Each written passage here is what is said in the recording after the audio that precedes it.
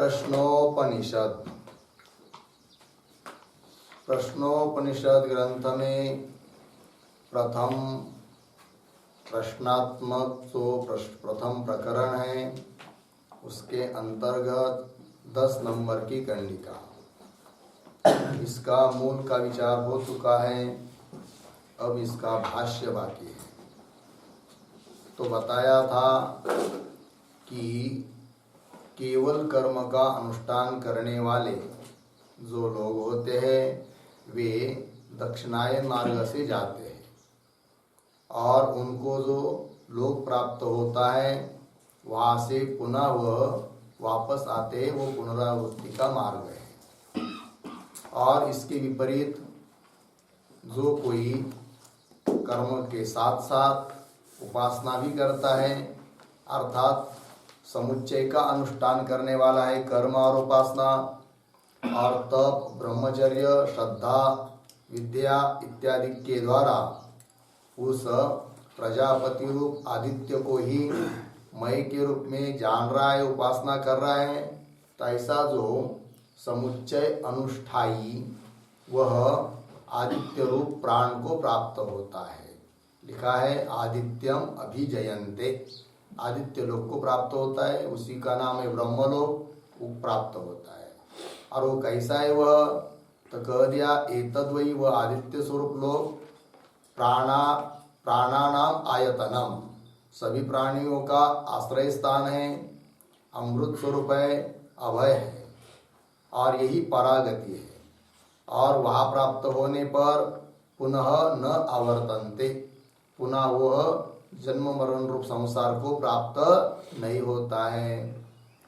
और ये बात बताई इतिएष निरोध, और यही मार्ग क्या है, उन कर्मी लोगों के लिए निरोधक है, अर्थात केवल कर्म करने वालों के लिए यह आदित्य लोक प्राप्त नहीं होता है, ये बात बताया।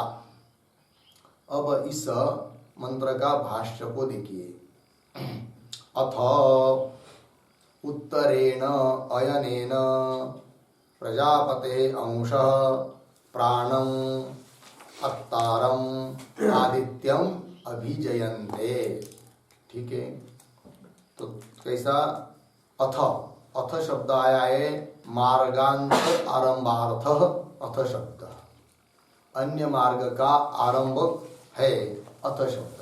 तो पीछे के मंत्र में एक मार्ग बताया, उस मार्ग से यह मार्ग भिन्न है, इस बात को द्योतित करने के लिए प्रथम शब्द आया है अथ। तो अथ शब्द का क्या अर्थ हुआ, फिर मार्गांतर आरंभार्थ। आगे उत्तरेण अयनेन, उत्तर अयन के द्वारा, उत्तरायण के द्वारा प्रजापते अंशः, प्रजापति का एक अंश, प्रजापति मतलब कौन, मिथुनात्मक प्रजापति, रई और प्राण ये मिथुन है, जो हिरण्यगर्भ रूप प्रजापति उससे उत्पन्न हुआ है, और उससे उत्पन्न होने के कारण उस मिथुन रूप रई प्राण को भी प्रजापति कहते हैं।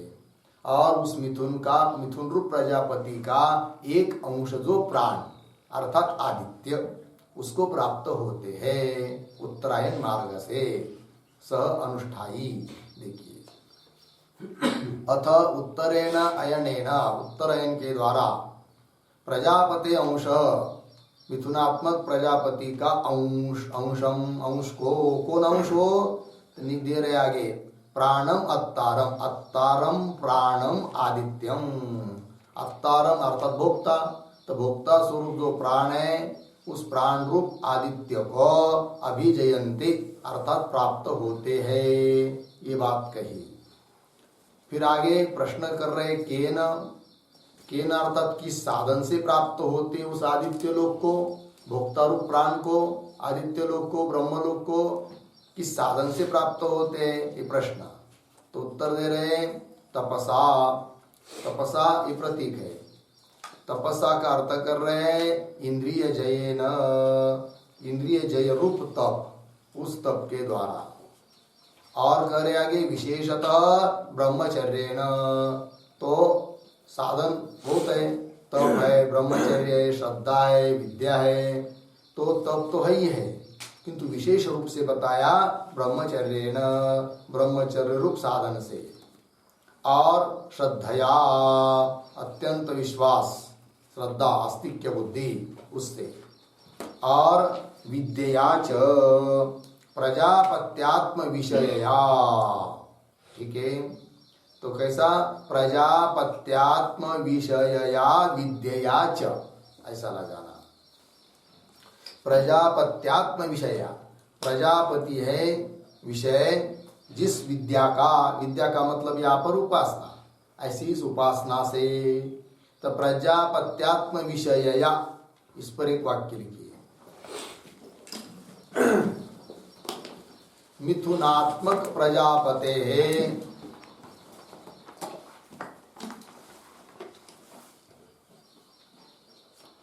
मिथुनात्मक प्रजापते है एकांशः,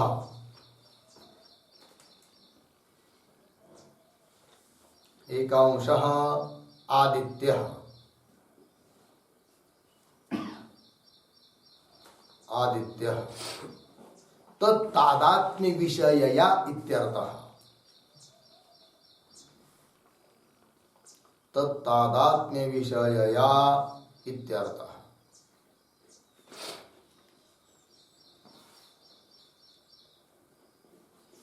ठीक, देखो भाई, मिथुनात्मक प्रजापति का जो एक अंश आदित्य, उसके साथ तादात्म्य करके जो उपासना हो रही है, उस उपासना से, तो कैसा?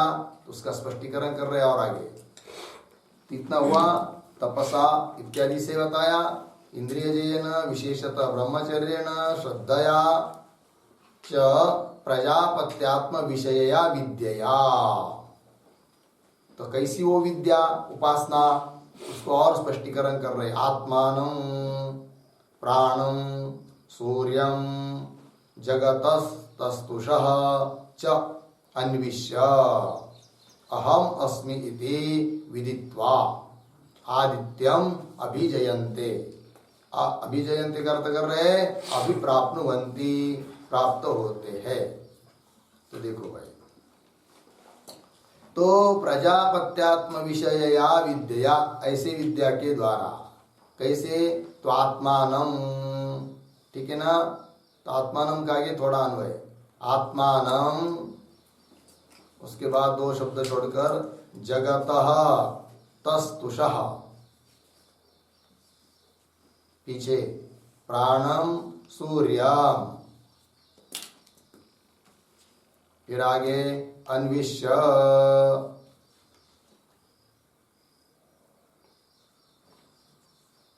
ठीक है। देखिए, तो प्रजापत्यात्म विषया विद्या, आत्मानम, अपने को कैसा समझता है, कैसी उपासना होती है? तो करे आत्मानम जगत तस्तुष प्राणम सूर्यम अन्विष्य, अपने को प्राण रूप से वो समझता है, सूर्य रूप से समझता है। अन्विष्य करे, तो कैसा वो सूर्य? तो कर रहे जगत, जगत तस्तुष, जगत शब्द का अर्थ करना है जंगमस्य, और तस्तुष शब्द का अर्थ होता है स्थावरस्य। तो क्या अर्थ निकलेगा फिर? स्थावर जंगम, ऐसा जो जगत, उस जगत के प्राण, कौन? प्राण रूप सूर्य, स्थावर जंगमात्मक जितना भी जगत है, उन सब का प्राण स्वरूप जो सूर्य, उस सूर्यम प्राणम आत्मानम अन्विष्य, ऐसे उस सूर्य को अपने रूप में अन्वेषण करके। तो सूर्य को अपने रूप से अन्वेषण करना मतलब क्या? तो अन्विष्य शब्द का अर्थ दिया है अहम अस्मि इति विदित्वा, अर्थात स्थावर जंगमात्मक इस जगत का प्राण स्वरूप जो सूर्य है, उसको आत्मानम अन्विष्य, अर्थात वही मैं हूँ, इस रूप से उसके बारे में उपासना करके, ये अहंग्रह उपासना है। ऐसा जो सूर्य है उसको मैं के रूप में जानना, ये उपासना बन जाती है।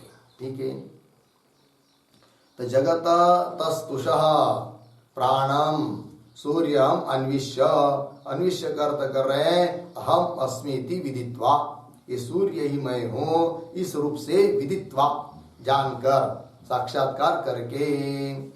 अब ये जगत का प्राण बताया भाई, स्थावर जंगमात्मक जगत का प्राण बताया कौन? सूर्य।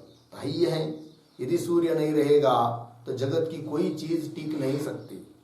मनुष्य भी नहीं जी सकते, पेड़ पौधे वनस्पतियां भी नहीं जी सकती। रोज प्रतिदिन सूर्य उदित हो रहा है, उसके किरण सबको मिल रहे हैं, है कि नहीं? पुनः अस्त हो रहा है, चंद्र की भी जरूरत है। और ये चंद्र सूर्य दोनों भी नहीं रहेंगे, दोनों में से एक भी नहीं रहेगा तो भी सृष्टि चलने वाली नहीं है। अतः सबको जीवन देने वाले हैं चंद्र सूर्य रूप मिथुन, ठीक है ना, रई प्राण, तो वही कहा है। तो जगतस्तुषः प्राणम सूर्यम अन्विष्य, अन्विष्य कर दिया अहम अस्मीति विदित्वा, इस प्रकार का वह सूर्य मैं हूं विदित्वा। फिर क्या होता है इस प्रकार की उपासना करने वाला? आदित्यम अभिजयन्ते, प्रतीक है उसमें, अभिजयन्ते का अर्थ कर रहे हैं अभिप्राप्नुवन्ति, अर्थात प्राप्त होते हैं, उस आदित्य लोक को, सूर्य लोक को प्राप्त होते हैं। ठीक है, ये बताया कैसा ये आदित्य लोक, अब उसका वर्णन कर रहे हैं एतद्वै इत्यादि पंक्ति के द्वारा। तो एतद्वा पदच्छेद है, एतद्वै मूल का शब्द है, प्रतीक है, एतद्वै, आगे आयतनम, ठीक है, आयतनम, आयतनम मतलब आश्रय, किसका? तो कर रहे सर्व प्राणानाम सामान्यम आयतनम, आश्रयम, आयतनम शब्द का अर्थ कर दिया आश्रयम, किसका आश्रय? सर्व प्राणानाम, सभी प्राणों का, सभी प्राणियों का, स्थावर जंगमों का, सबका, सामान्यम, सामान्यम का अर्थ लिखना है समष्टि रूपम, सामान्य का अर्थ है समष्टि रूपम।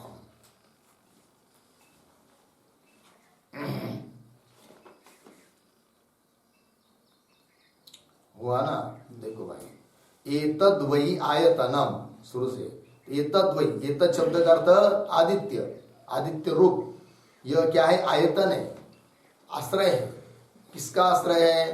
तो सर्व प्राणानाम सामान्यम आयतनम, सामान्यम अर्थात समष्टि रूप आयतन है, समष्टि रूप आश्रय है, सबका आश्रय है, आश्रयम। और कैसा यह आदित्य रूप है कि नहीं लोक? तो कह रहे एतत् अमृतम, ये अमृत है, अमृत शब्द का अर्थ कर रहे अविनाशी, नाश उसका होता नहीं है। उस आदित्य लोक को जो भी प्राप्त होता है उसकी पुनरावृत्ति होती नहीं है, इसलिए उसको कह दिया अविनाशी। और आगे अभयम अतएव, तो कैसा पढ़ेंगे? अविनाशी के बाद अतएव अभयम, अतएव, अतएव, हाँ, अविनाशीत्वात् एव, अविनाशी होने के कारण, विनाशी न होने के कारण अभयम, अभयम शब्द का अर्थ कर रहे हैं भयवर्जितम, भय से रहित है। वह आदित्य लोक को जो भी प्राप्त होता है उसको किसी प्रकार का भय नहीं होता है, भयवर्जितम, न चंद्रवत क्षय वृद्धि भयवत, स्पष्टीकरण कर रहे हैं कि भयवर्जित कैसा है करके। तो चंद्रवत, जैसे पीछे बताया था, केवल कर्म करने वाला जो लोग है कि नहीं, वे दक्षिणायन मार्ग से चंद्र लोक को प्राप्त होते हैं, अर्थात स्वर्ग लोक को प्राप्त होते हैं। किंतु वहां जाने के बाद उनको भय रहता है, क्या भय रहता है? कि क्षय वृद्धि भय, और उनका जो क्षय है, विनाश बढ़ता जाता है, बढ़ता जाता है, जैसे जैसा पुण्य कम हो जाता है तो विनाश उनका पास में आते जाता है। इसलिए उनको क्या लगती है? डर लगती है, अरे भाई बहुत दिन हो गए, बहुत पुण्य खर्च हुआ, अब हमको तो नीचे जाना पड़ेगा, इस प्रकार का उन लोगों को भय रहता है। उस प्रकार आदित्य लोक को जो प्राप्त होते हैं, अर्थात ब्रह्म लोक को जो प्राप्त होते हैं, उनको किसी प्रकार का भय नहीं है, क्योंकि वो ब्रह्मा के साथ अंतिम में प्रलय काल के समय वो मुक्त हो जाते हैं, अविनाशी कहा इसलिए। तो वही भयवर्जितम लग गया। न चंद्रवत, चंद्रवत नाम स्वर्गवत, चंद्रवत का अर्थ करना है स्वर्गवत, स्वर्ग की तरह। क्षय वृद्धि भयवत न, है कि नहीं? क्षय क्षय वृद्धि, क्षय की वृद्धि होती जाती है तो भय होता है। उस प्रकार का भय इन लोगों को नहीं होता है जो समुच्चय का मतलब कर्म से उपासना का अनुष्ठान करके आदित्य लोक को प्राप्त होते हैं, उनको किसी प्रकार का भय नहीं होता है, ये कहा। फिर आगे एतत् परायणम, ये प्रतीक है। परायणम का अर्थ कर रहे हैं परागति ही। परा का नाम होता है उत्कृष्ट, यही उत्कृष्ट गति है। किनको लिए? तो कह रहे विद्यावताम कर्मिणाम च ज्ञानवताम। ठीक है, परागति है किनके लिए? विद्यावताम। विद्यावताम का अर्थ होता है उपासका नाम, केवल उपासना जो करने वाले हैं उनको भी यही इसी आदित्य लोक की प्राप्ति होती है, और कर्म से उपासना का अनुष्ठान करते हैं उनको भी इस आदित्य लोक की प्राप्ति होती है। किंतु केवल कर्म करने वाले जो होते हैं उनको तो इस आदित्य लोक की प्राप्ति नहीं होती है। ठीक है, उनको कौन सा लोक प्राप्त होता है? फिर चंद्रलोक अर्थात स्वर्गलोक प्राप्त होता है। किनको? जो केवल कर्म करते हैं। और यदि समझ लीजिए कोई केवल उपासना कर रहा है तो भी उसको इस आदित्य लोक की प्राप्ति होती है। क्यों? वहां उपासना के साथ साथ कर्म का भी अनुष्ठान कर रहा है तो भी उसको इस लोक की प्राप्ति होती है। वही लिखा है ना, एतत् परायणम। परायणम का अर्थ कर दिया परागति, उत्कृष्ट गति। किनके लिए? विद्यावताम कर्मिणाम च ज्ञानवताम। तो दोनों का संग्रह किया तो विद्यावताम एक हुआ, और च और कर्मिणाम ज्ञानवताम, एक शब्द के बाद च लिखते हैं ना, इसलिए आगे आया है। तो कर्मिणाम ज्ञानवताम मतलब कर्म के साथ साथ ज्ञान प्राप्त करने वाले। ज्ञान मतलब यहाँ पर ज्ञान शब्द करते उपासना, उपासना करने वाले अर्थात समुच्चयवताम। समुच्चय कर्म सहित उपासना का अनुष्ठान करने वालों के लिए, समुच्चय अनुष्ठायी के लिए कौन लोग? परागति लोग, आदित्य लोग। वही देखो भाई, एतत् परायणम परागति विद्यावताम कर्मिणाम च ज्ञानवताम। लग गया अर्थ? आगे चलेंगे। एतस्मात् न पुनः आवर्तन्ते। एतस्मात्, एतस्मात् मतलब आदित्य भावात्, आदित्य लोक से न पुनः आवर्तन्ते, पुनः आवृत्ति को प्राप्त नहीं होते हैं। ये बात एतस्मात् न पुनः आवर्तन्ते, किस प्रकार? उदाहरण यथा इतरे केवल कर्मिणः इति, यथा जिस प्रकार इतर लोग अर्थात केवल कर्म करने वाले लोग जैसे पुनरावृत्ति को प्राप्त होते हैं, वैसे ये लोग अर्थात आदित्य लोक को प्राप्त हो चुके लोग पुनः आवृत्ति को प्राप्त नहीं होते। आवृत्ति को प्राप्त नहीं होते मतलब जन्म मरण संसार को पुनः वो प्राप्त नहीं होते। कौन? आदित्य लोक को जो प्राप्त हुए हैं। और कौन पुनरावृत्ति को प्राप्त होते हैं?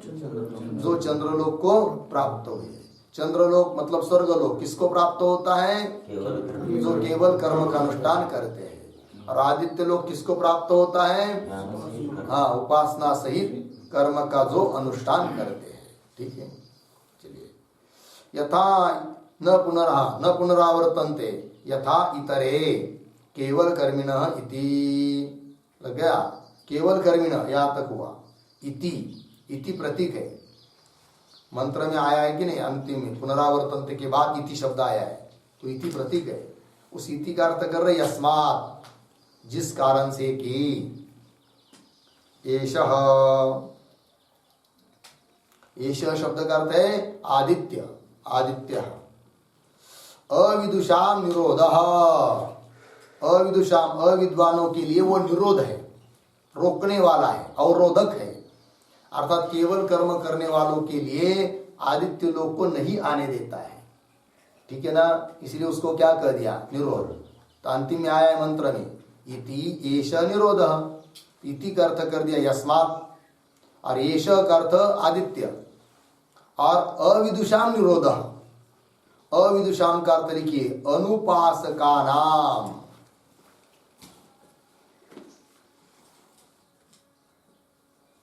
अनुपासकानां निरोधः। निरोध शब्द का अर्थ लिखिए अवरोधकः।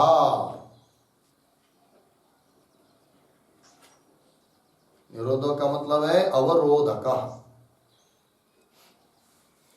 अर्थ को लिखिए इति यस्मात् जिस कारण से कि एष आदित्य अविदुषाम। अविदुषाम मतलब अनुपासकानाम अर्थात उपासना न करने वाले, केवल कर्म करने वाले, उसका मतलब अनुपासकानाम जो उपासना करते नहीं है अर्थात केवल कर्म करते, उनके लिए तो निरोध अवरोधक है। कौन? यह आदित्य। मूल में आया इति एष निरोध। आगे चलिए स्पष्टीकरण कर रहे इस वाक्य का।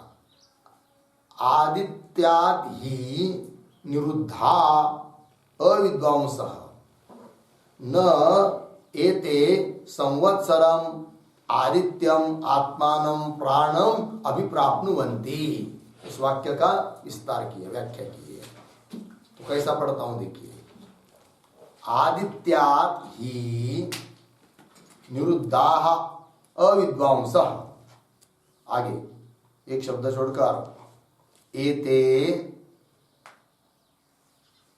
आदित्यम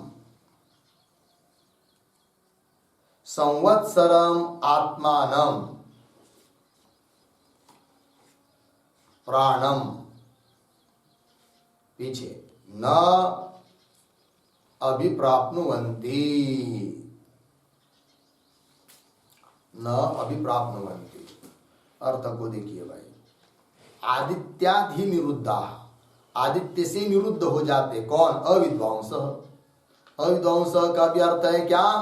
अनुपासका, उपासना न करने वाले लोग अवरोधित होते, उनको वो आने नहीं देते अपने लोक में, आदित्य लोक में। ठीक है, नहीं तो कोई भी क्या करेगा फिर? केवल कर्म का अनुष्ठान करेगा और अनित्य ऐसे चंद्रलोक को मैंने भी जाऊंगा भाई, मैं तो आदित्य लोक को जाऊंगा, ऐसा सोचकर सीधा चला जाएगा फिर किसको? आदित्य लोक। किंतु ऐसा कोई आने का प्रयास करता है तो उसको वो आदित्य आने नहीं देता है, उसके लिए वो क्या बन जाता है? रोधक, अवरोधक, निरोधक, ये कहा। तो देखिए आदित्यादि निरुद्धा अविद्वांस एते आदित्यम संवत्सरम आत्मानं प्राणम न अभिप्राप्नुवन्ति। एते मतलब एते, एते अविद्वांस, ये अविद्वान लोग आदित्यम, आदित्य रूप संवत्सर को, आदित्य रूप संवत्सर, संवत्सर भी क्या है? आदित्य ही है, आदित्य से उत्पन्न हुआ इसलिए आदित्य मतलब सूर्य, सूर्य से उत्पन्न हुआ है संवत्सर, और आदित्य लोक मतलब संवत्सर लोक है कि नहीं? तो आदित्यम संवत्सरम अर्थात आदित्य रूप संवत्सर अर्थात आत्मानं प्राणम है क्या? अर्थात अपने आत्मा प्राण को, क्योंकि उपासना करते समय उस आदित्य को ही उपासक क्या समझा है? यही मेरा प्राण है, यही मेरा स्वरूप है, लेकिन आदित्य अहम अस्मि, ऐसी उसने उपासना की है। इसलिए कहा कि आत्मानं लग गया, आत्मान एते आदित्यम संवत्सरम, ये अविद्वान लोग आदित्य रूप संवत्सर को अर्थात आत्मानं प्राणम है कि नहीं? मतलब अपने आत्मा प्राण को न अभिप्राप्नुवन्ति, प्राप्त नहीं होते हैं। लग गया अर्थ? आगे स ही संवत्सरः कालात्मा अविदुषाम निरोध। तो यहां पर भी कैसा पढ़ता हूं देखिए। सह ही कालात्मा संवत्सरः, कालात्मा संवत्सरः अविदुषाम निरोध।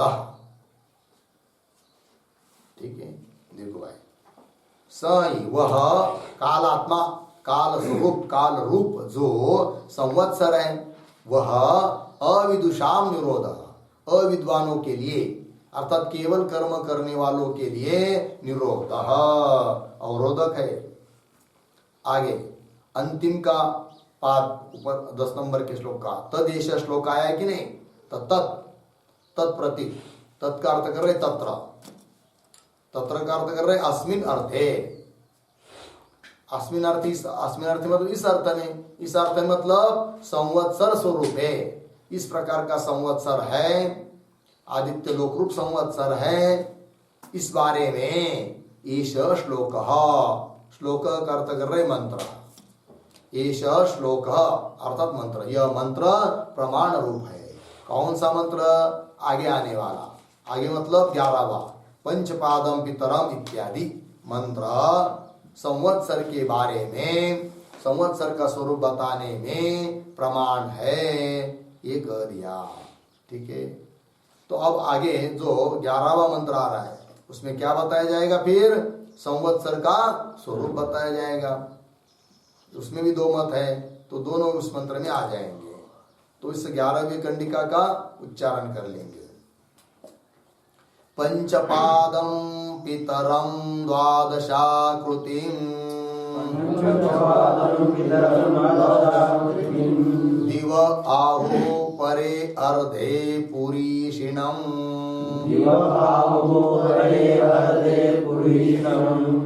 अथे में अन्य उपरे विचक्षणम् सप्तचक्रे षडर आहुरार्पितमिति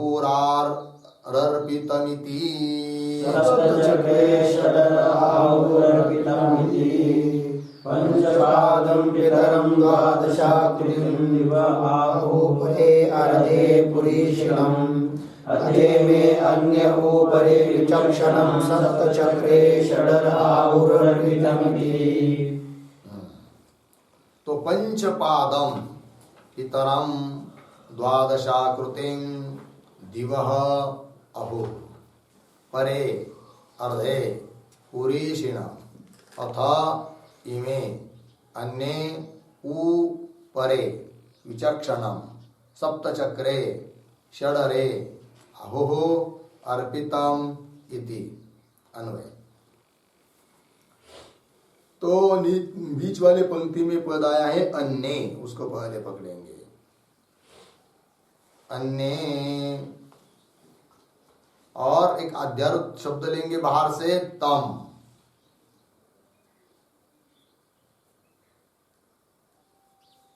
हो गया, तो अन्य तम। फिर शुरू से पंचपादम पितरम द्वादशाकृतिं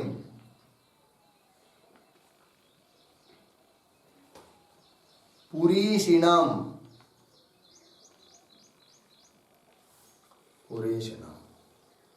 पीछे दिवः परे अर्धे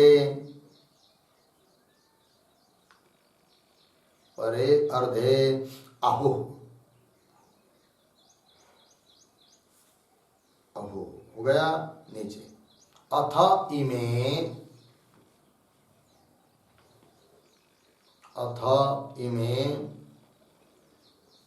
परे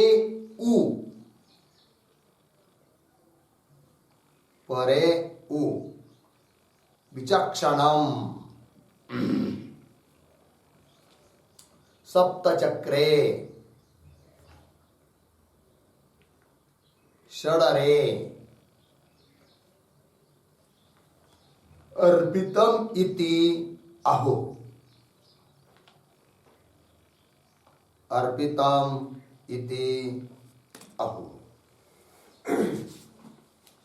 ठीक है, अर्थ को देखिए भाई। तो कह रहे हैं कि अन्य कुछ लोग, कुछ मनीषी लोग, तम का अर्थ होता है संवत्सरात्मक प्रजापति को अन्य लोग, कुछ लोग क्या कहते हैं? तो कह रहे पंचपादम 5 पैर वाला है। कौन? संवत्सर रूप प्रजापति, क्योंकि संवत्सर भी क्या है? प्रजापति है। तो संवत्सर रूप प्रजापति कैसा है? पंचपादम 5 पैरों वाला। अब 5 पैर कौन है भाई इसके? तो बताएंगे। तो पहले समझ लीजिए पंचपादम, और कह दिया उसको पितरम। पितरम अर्थात जनक है वो सबका, लग गया इतना, जनक है।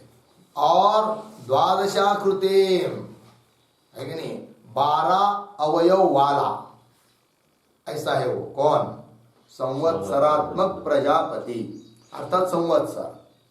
तो कैसा कैसा बताया? एक पंचपादम, 5 पैर वाला, और पितरम अर्थात सबका जनक, और द्वादशाकृतिम मतलब 12 अवयव वाला।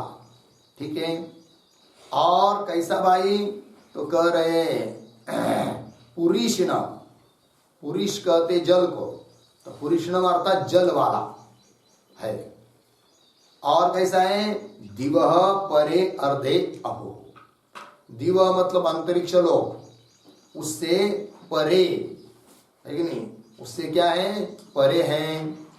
परे मतलब ऊपर हैं। और अर्धे, अर्धे शब्द का अर्थ है स्थान, सप्तमी स्थाने। तो क्या अर्थ हुआ फिर? ऐसा जो आदित्य लोक है, संवत्सर रूप आदित्य लोक, संवत्सर रूप प्रजापति, वो कैसा है? तो उसका वर्णन कर रहे हैं। तो दिवह अर्थात अंतरिक्ष लोक से परे अर्थात ऊपर है कि नहीं, अर्धे मतलब स्थाने अहो, ऊपर के स्थान में है। कौन? संवत्सर रूप प्रजापति। शाबाश। परे अर्धे अहो, ये एक मत हुआ। और दूसरे कुछ लोग और थोड़े भी अलग रूप से बोलते हैं। वे क्या कहते हैं इसी के बारे में? तो कह रहे अथ इमे। और दूसरे कुछ लोग तो परे, उ का अर्थ है तू, तो परे तू, उनसे भिन्न दूसरे कुछ लोग तो उस संवत्सर रूप प्रजापति को कहते हैं विचक्षणम। वो विचक्षण है अर्थात निपुण है, ठीक है, कुशल है, ये बात। और सप्तचक्रे षडरे अर्पितम इत्याहु, ऐसा जो संवत्सरात्मक प्रजापति है वो कैसा है भाई? तो सप्तचक्रे, 7 चाकों वाला, 7 घोड़े हैं ना उसके, सूर्य के, तो ये वही, और सूर्य क्या है? संवत्सर है, अतः 7 चक्रों वाला, ठीक है। और पुनः कैसा? षडरे, अरे, षड मतलब 6, अरे गाड़ी का चक्का होता है कि नहीं, चाक, गाड़ी का, बैलगाड़ी का चाक होता है, उसमें आरे लगे रहते हैं, है कि नहीं। वो रथ, वो चाक की जो नाभि है, बीच वाला भाग, आग के ऊपर वाला, उसके साथ वो सब आरे जुड़े हुए रहते हैं, ठीक है ना। अर्पित कहते हैं उसको, आश्रय। उन सभी आरों का आश्रय कौन है? वो नाभि, तुम्ब जिसको कहते हैं। उसी प्रकार सप्तचक्रात्मक अर्थात सप्त घोड़े रूप जो सप्त चाक है, उस सप्तचक्र रूप जो संवत्सर रूप आदित्य, और पुनः षडरे, षड ऋतु, तो षड ऋतु रूप अरे है उसके 6, तो 6 ऋतु ही उसके 6 अरे हुई, ठीक है। ऐसा जो संवत्सरात्मक प्रजापति काल, उसमें समस्त जगत अर्पितम इति, अर्पितम इति आहु, अर्पितम आश्रितम, उस संवत्सरात्मक जो काल है उसमें ये सब जगत आश्रित है, ऐसा बोलते हैं। इस प्रकार संवत्सर कैसा है, उसका स्वरूप क्या है, उसके बारे में प्रमाण रूप से ये कंडिका हुई, ठीक है। तो 2 मत हुए। इन लोगों ने कहा 5 पैर वाला है, और इन लोगों ने कहा षड अरो वाला है। तो पंचपाद कौन है उसके? तो 6 ऋतु होते हैं, किंतु कोई लोग क्या करते हैं, उन 6 ऋतु को 5 ही समझते हैं। अर्थात एक जो ऋतु है दूसरा कौन सा, हेमंत और शिशिर, इन दोनों को एक करके कितने हो जाते फिर? 5। ऐसे तो 6 हैं, किंतु ये 2 ऋतु को एक समझना, तो फिर बन जाते 5। और ये 5 ऋतु ही 2 महीने की लगभग होता है ऋतु, ये 5 ऋतु ही क्या है, इस संवत्सर रूप काल के, अर्थात संवत्सर रूप आदित्य रूप जो प्रजापति, उसके ये 5 क्या हुए? पैर हुए। जैसे हम लोग पैर से चलते हैं, उसी प्रकार वो अपने इन 5 पैरों से चलता है, ऋतु रूप 5 पैर। और द्वादशाकृति तो 12 महीना, यही उसकी क्या है, आकृति अर्थात अवयव है, ये बताया। एक संवत्सर जो 1 वर्ष का काल है, उसको प्रजापति कह दिया, प्रजापति से जन्य होने के कारण। तो उस प्रजापति रूप जो काल है वो 5 पैर वाला हुआ और 12 है कि नहीं अवयव वाला हुआ। और पुनः कैसा है, दिवह परे, और दीवलोक है कि नहीं, तो उस द्यूलोक से पर है, ठीक है ना, पर स्थान है उसका, हृदयार्थ स्थान है, पर स्थान में स्थित है। और कैसा ये पूरी क्षणम जल वाला है, ठीक है ना। चलिए, अथ इमे परे तू, इस प्रकार ये जो परे लोग है वो तो उस को क्या बोलते हैं, विचक्षणम, उस संवत्सरात्मक आदित्य को ये लोग कहते हैं क्या, विचक्षण है, अर्थात निपुण है, कुशल है, ठीक है। और कैसा है, सप्त चक्रे, 7 चाकों वाला, 7 चाक मतलब 7 घोड़े, यही उसके क्या है, 7 चाक है, तो 7 चाकों वाला। ऐसा ये संवत्सर रूप काल है, कुछ घबराने की जरूरत नहीं है। संवत्सर रूप काल का अलग अलग अंगों से वर्णन हो रहा है, इतना ही है। और षड अरे है उसमें, अर्पितम आश्रितम इति ओहो, ऐसा कुछ लोग बोलते हैं। हो गया, तो चलिए अब इस मंत्र का थोड़ा अर्थ लिख लेते हैं।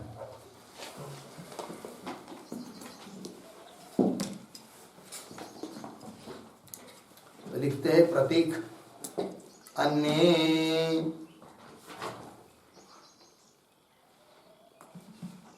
अन्य बराबर केचन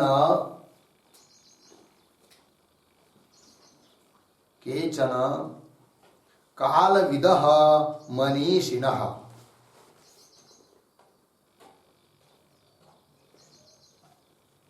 कालविदः मनीषिणः। आगे प्रतीक तम, कौंस में लिखी, लेकिन क्योंकि अद्यरुत प्रतीक है, तम बराबर संवत्सरात्मकम प्रजापतिम,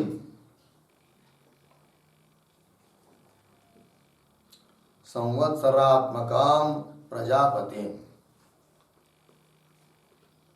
फिर आगे प्रतीक पंचपादम,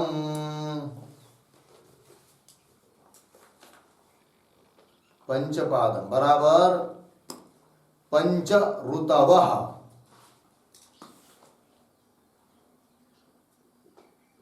पंच ऋतवः। हेमंत शिशिरौ,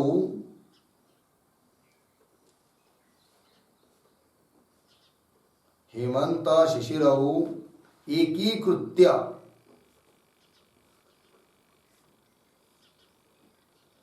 एकीकृत्य। हेमंत वसंत ग्रीष्म, हेमंत वसंत ग्रीष्म वर्षा शरदाख्याः।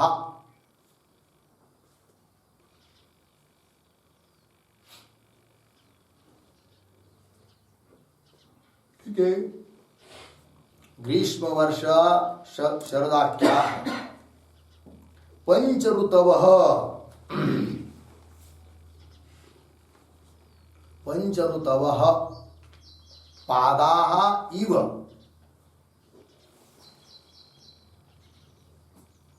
पादाः इव आवृत्ति हेतवः,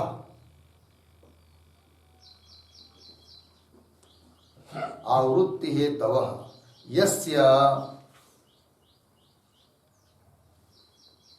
यस्य संवत्सरात्मनः आदित्यस्य,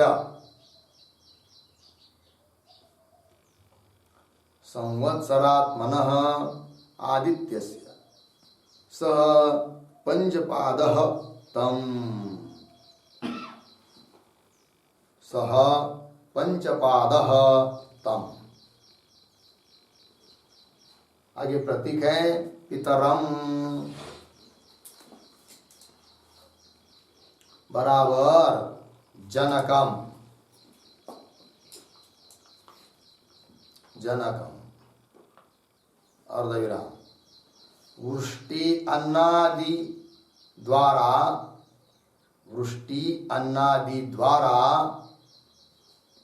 सर्वस्य जनकत्वं तस्य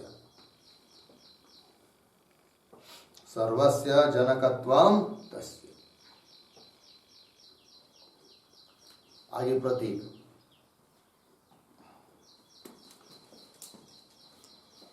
द्वादशाकृतिम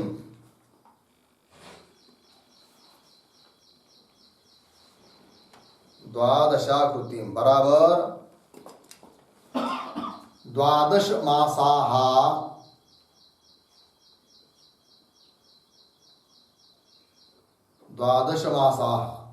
आकृतयः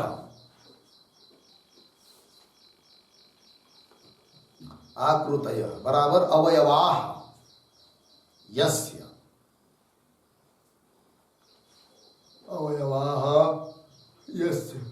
तम। ठीक, आगे प्रतीक पुरीषिणं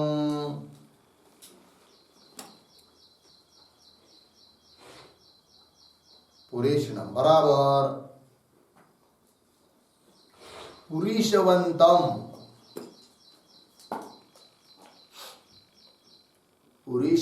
बराबर उदकवंतम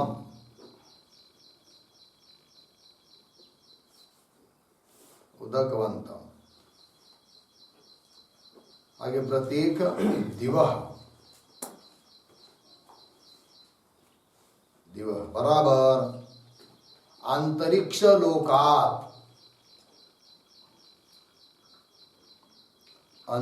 लोकात आगे प्रतीक परे बराबर ऊर्ध्वे आगे प्रतीक अर्धे बराबर स्थाने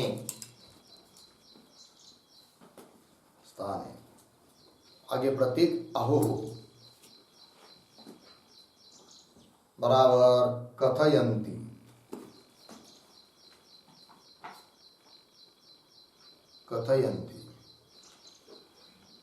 आगे प्रतीक अथ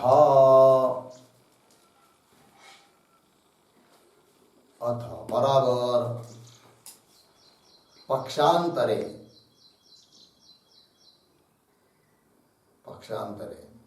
आगे प्रतीक इमे परे उ प्रतीक है इमे परे उ बराबर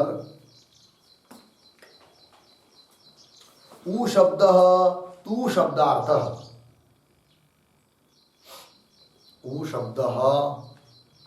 शब्दार्थ अर्धविराम तथा च परे तु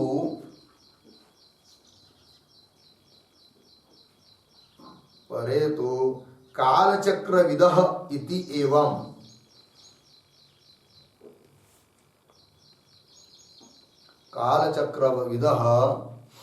एवं अहुः इत्यर्थः।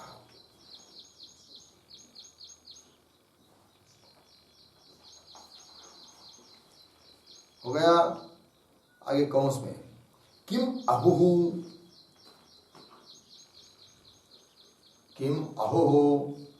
इति अतः आह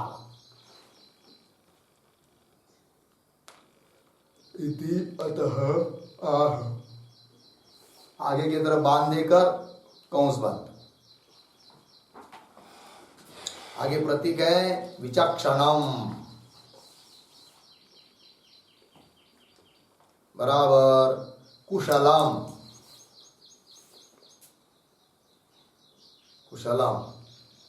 अर्धविराम सर्वोपद्रव रहितम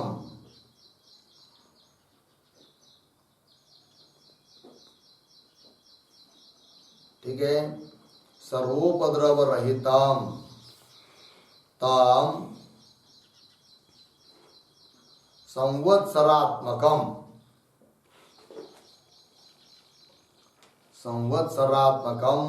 प्रजापति रूप कालम अहो प्रजापति रूप कालम अहो।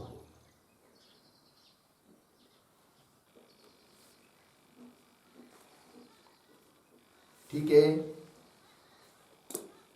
आगे प्रतीक सप्त चक्रे, सप्त चक्रे बराबर सप्त हय रूपेण, सप्त हय रूपेण चक्रेण निरंतरम गतिमति, निरंतरम गतिमति संवत्सरात्मके प्रजापतौ।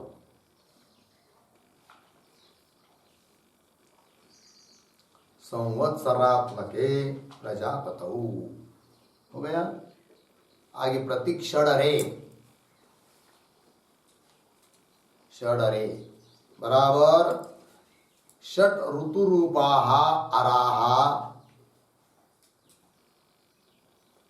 षड ऋतुरूपाः अराः यस्य तस्मिन् षडरे,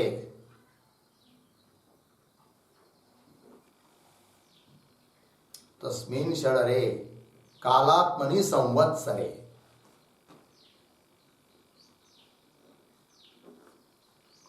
कालात्मनि संवत्सरे। आगे प्रतीक अर्पितम बराबर रत्नाभौ इव अराः, रत्नाभौ इव अराः इदं सर्वं जगत्, इदं सर्वं जगत् अर्पितम, अर्पितम बराबर निविष्टम, निविष्टम बराबर आश्रितम, आश्रितम। आगे प्रतीक इति बराबर एवं, आगे प्रतीक अहुः बराबर कथयन्ति, कथयन्ति पूर्णविराम। सर्वं जगत्, सर्वं जगत् प्रजापति रूप संवत्सरात्, प्रजापति रूप संवत्सरात् एव उत्पद्यते, एव उत्पद्यते इति भावः,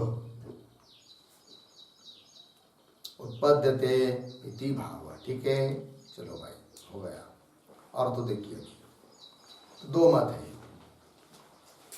अन्य अर्थात केचन कुछ कालविदाः, कालविदः मनीषिणः, काल को वेत्ता, काल को जानने वाले मनीषी लोग क्या बोलते हैं उस संवत्सर के बारे में, तो कह रहे तम, तम मतलब संवत्सरात्मकम प्रजापति, उस संवत्सरात्मक प्रजापति को क्या बोलते हैं कुछ लोग, तो कहते पंचपादम, पांच पैर वाला। पांच पैर मतलब पंच ऋतवः, पांच ऋतु। तो बोलेंगे ऋतु तो 6 होते, 5 कैसे? तो जो लोग 5 ऋतु रूप पैर वाला बोलते संवत्सर काल को, तो उनके मत में हेतु और हेमंत और शिशिर ये दोनों को एक समझना, तो कितने हो जाएंगे फिर 5। तो वही पंच ऋतव हेमंत शिशिर एक ही कृत्य, हेमंत और शिशिर इन दोनों को एक जानकर 5 ऋतु बन जाते हैं। कौन कौन? हेमंत, वसंत, ग्रीष्म, वर्षा, शरद। कितने हुए? 5। तो शरदाख्या पंच ऋतव पादाः इव, ये 5 ऋतु है पैर की तरह जिसके, किसके? संवत्सर रूप काल के, है कि नहीं? जैसे आदमी पैर से गमन करता है, चलता है, उस प्रकार ये संवत्सर रूप काल चलता रहता है 5 ऋतु के माध्यम से। तो पंच ऋतव पादाः इव आवृत्ति है, तब बार बार आवृत्ति करने के लिए हेतु है पादा। यस्य संवत्सरात्मन, जिस संवत्सरात्मक आदित्य के, ऐसा जो संवत्सरात्मक आदित्य, उसको कह दिया यहाँ पर पंचपाद, 5 पैर वाला, लग गया अर्थ। तम कैसा है वो? पितरम, पितरम का अर्थ कर दिया जनकम, उत्पन्न करने वाला है। जन्यानाम जनक काल जगताम आश्रयो बता, सभी जन्य पदार्थों का जनक है कौन? काल।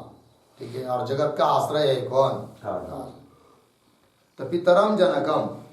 आगे वृष्टि अन्नादि द्वारा सर्वस्य जनकत्वम तस्य, क्योंकि वो संवत्सर रूप प्रजापति अन्न, प्रजापति रूप आदित्य रहेगा, संवत्सर रूप काल रहेगा, तभी तो क्या होती है? वृष्टि होती है। वृष्टि हुआ तो अन्न होता है, और वृष्टि और जल और अन्न मिल गया, उसके माध्यम से सर्व का वो जनक है कि नहीं? रक्षिता है, जनक है कौन? संवत्सरात्मक काल। और कैसे है भाई? द्वादशाकृते, तो उसका अर्थ विग्रह कर रहे। द्वादश मासा, मास मतलब महीना, तो 12 महीना है आकृतय अर्थात अवयवा, 12 महीने यही है आकृति अर्थात अवयव, जिसके ताम ताम द्वादशाकृति। और कैसा है? पुरीषिणम, पुरीषिणम का अर्थ कर दिया पुरुषवंतम, बराबर उदकवंतम। पुरुष कहते जल को, तो जल वाला है वो। और आगे दिवह, दिवह का अर्थ कर रहे हैं अंतरिक्ष लोकात परे, अंतरिक्ष लोक, उससे भी वो पर है। ठीक है, तो अंतरिक्ष लोक जो आकाश लोक है, उससे वो पर है, तृतीय स्थान में स्थित है। क्योंकि अंतरिक्ष लोक हुआ पहला आकाश लोक, उसके बाद हुआ कौन? चंद्रलोक सूर्य, और उसके बाद होता है कौन? सूर्य लोक, चंद्रलोक के बाद सूर्य लोक, तो तृतीय स्थान में हो गया।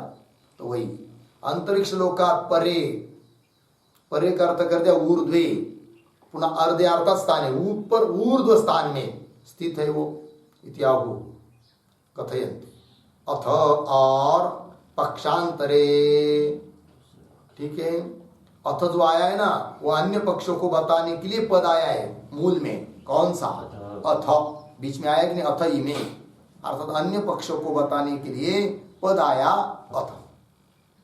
तो इमे परे ऊ परे आया नहीं, तो ऊ शब्द का अर्थ है तू, परे तू, तो ऊ शब्द तू शब्दार्थ, तो क्या अर्थ निकलेगा फिर? तथाच परे तू कालचक्र दूसरे, इनसे और दूसरे काल चक्र को जानने वाले लोग इति एवं अबहु ऐसा बोलते हैं। क्या बोलते हैं? तो किम अबहु इति, क्या बोलते हैं? तो बोलते हैं विचक्षणम, यह संवत्सरात्मक काल कैसा है? विचक्षण है, अर्थात कुशल है, अर्थात सर्वोपद्रव रहित है, सभी प्रकार के उपद्रव से रहित। तम संवत्सरात्मकम प्रजापति रूप कालम, उस संवत्सरात्मक जो प्रजापति रूप काल है उसको विचक्षण कहते हैं अन्य लोग। हो गया जी। और आगे और क्या कहते हैं अन्य लोग उस काल के बारे में, संवत्सर के बारे में? तो कह रहे सप्तचक्रे, सप्तचक्रे प्रतीक है, संवत्सरे इसका विशेषण है सप्तचक्रे। तो कैसा है वो सप्तचक्र वाला? तो सप्त हय रूपेण, हय कहते घोड़े को, तो आदित्य सूर्य नारायण का जो रथ है उसके कितने घोड़े माने? 7। तो सप्त हय रूपेण चक्रेण, 7 घोड़े यही है जैसे कि उसके चक्र, उस चक्र के द्वारा निरंतरम गतिमती संवत्सरात्मके प्रजापतो, निरंतर गतिमान, ऐसा उस संवत्सरात्मक प्रजापति में क्या है भाई? उस संवत्सर में तो षड ऋतव, षड अरे, 6 अरे है। किसमें? संवत्सरात्मक जो 1 वर्ष का काल, उसमें 6 अरे लगी हुई है। 7 को आरे रहते कि आरा, उस प्रकार अरे। तो वही षड ऋतु रूपाहा अराहा यस्य, 6 ऋतु यही है अरा जिसके, तस्मिन षडरे, अर्थात कालात्मने संवत्सरे, कालात्मक उस संवत्सर में। अर्पितम, ये समस्त जगत क्या है? अर्पित है। अर्पितम, अर्पितम का अर्थ कर रहे हैं रत्नाभो इव अराह, इदम सर्वम जगत अर्पितम निविष्टम। जैसे रत्नाभि में सभी अरे क्या रहते हैं, अर्पित रहते, उस नाभि के आश्रित रहते, उसमें प्रविष्ट रहते हैं। उसी प्रकार 6 ऋतु यही है 6 अरे, और उसके अंतर्गत ही सब दुनिया क्या है, अर्पित है, उसके अंतर्गत ही है, उसको छोड़कर बाहर नहीं जा सकती है। ठीक है ना, कोई न कोई ऋतु तो चले रहा है हर समय। तो रत्नाभो युवाराहा इदम सर्वम जगत अर्पितम निविष्टम आश्रितम इत्यर्थ। आगे इति प्रतीक है, इति का अर्थ कर दिया एवं, इस प्रकार से आहु कथयंती कथन करते हैं अन्य लोग। कुल मिलाकर क्या तात्पर्य निकला, तो करे सर्वम जगत प्रजापति रूप संवत्सरात एव उत्पद्यते इति भाव। समस्त जग के पदार्थ सभी के सभी क्या कि प्रजापति रूप संवत्सरात एव उत्पद्यते, प्रजापति रूप जो संवत्सरात्मक काल है उसमें ही ये सब उत्पन्न होते हैं। विभक्त कर दिया 6 ऋतु करके। कथयन्ति सर्वं जगत प्रजापति रूप संवत्सरात एव उत्पद्यते इति भाव। हो गया ना, ये हुआ भाई। इस प्रकार संवत्सरात्मक जो काल है उसका स्वरूप क्या है, तो 2 मतों के अनुसार स्वरूप बता दिया। पहले मत में वो 5 पैर वाला बताया, दूसरे मत में उस संवत्सरात्मक काल को 6 ऋतु वाला बताया, 6 ऋतु रूप अरे लगे हुए उसको ये बताया। ठीक है ना, और 12 आकृति वाला है ये बताया, जल वाला है ये बताया पूर्वार्ध में, और ऊपर आगे बताया वो विचक्षण है इस बात को बताया। और सप्त चक्रे षडरे, उस संवत्सरात्मक काल कैसा है, वो 7 चक्रों वाला, 7 घोड़े वाला, और षड अरे है कि नहीं, अरे लगे हुए रहते कि नहीं, तो षड अरों की तरह ये 6 ऋतु वाला है। और अर्पितम इति, इसमें सब जगत अर्पित है, अर्थात इससे ही समस्त जगत उत्पन्न होता है। इति आहुः, ऐसा ये लोग बोलते हैं। मतलब संवत्सरात्मक काल के बारे में प्रमाण रूप से यह श्रुति वचन आया, क्योंकि ऊपर वाले श्लोक के मंत्र के भाष्य में अंतिम क्या आया था, ईश श्लोक मंत्र। यही श्लोक, इस बात के बारे में यह श्लोक अर्थात मंत्र है। तो कौन मंत्र है वो बताया, 11वां नंबर का मंत्र। हो गया, बस आगे का विचार हम लोग कल करेंगे। ओम पूर्णमदः पूर्णमिदं पूर्णात् पूर्णमुदच्यते पूर्णस्य पूर्णमादाय पूर्णमेवावशिष्यते। ओम शांति शांति शांति।